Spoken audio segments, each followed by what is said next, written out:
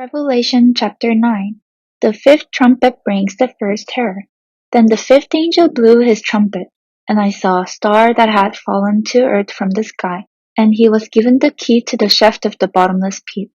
When he opened it, smoke poured out as though from a huge furnace, and the sunlight and air turned dark from the smoke.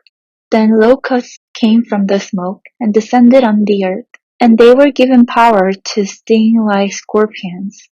They were told not to harm the grass or plants or trees, but only the people who did not have the seal of God on their forehead. They were told not to kill them, but to torture them for 5 months, with pain like the pain of a scorpion sting. In those days people will seek death, but will not find it. They will long to die, but death will flee from them. The locusts looked like horses prepared for battle. They had what looked like gold crowns on their heads, and their faces looked like human faces. They had hair like woman's hair and teeth like the teeth of a lion. They wore armor made of iron, and their wings whirled like an army of chariots rushing into battle.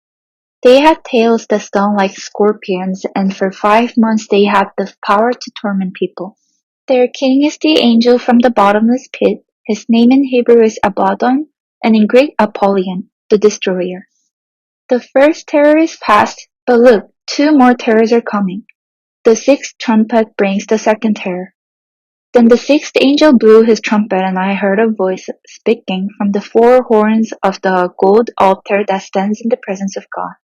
And the voice said to the sixth angel who held the trumpet, "Release the four angels who are bound at the great Euphrates river." Then the four angels who had been prepared for this hour and day and month and year were turned loose to kill 1/3 of all the people on earth. I heard the size of their army, which was 200 million mounted troops. And in my vision I saw the horses and the riders sitting on them. The riders wore armor that was fiery red and dark blue and yellow. The horses had heads like lions, and fire and smoke and burning sulfur billowed from their mouths. 1/3 of all the people on earth were killed by these three plagues, by the fire and smoke and burning sulfur that came from the mouths of the horses. Their power was in their mouths and in their tails, for their tails had heads like snakes, with the power to injure people. But the people who did not die in these plagues still refused to repent on their evil deeds and turn to God. They continued to worship demons and idols made of gold, silver, bronze, stone, and wood, idols that can neither see nor hear nor walk.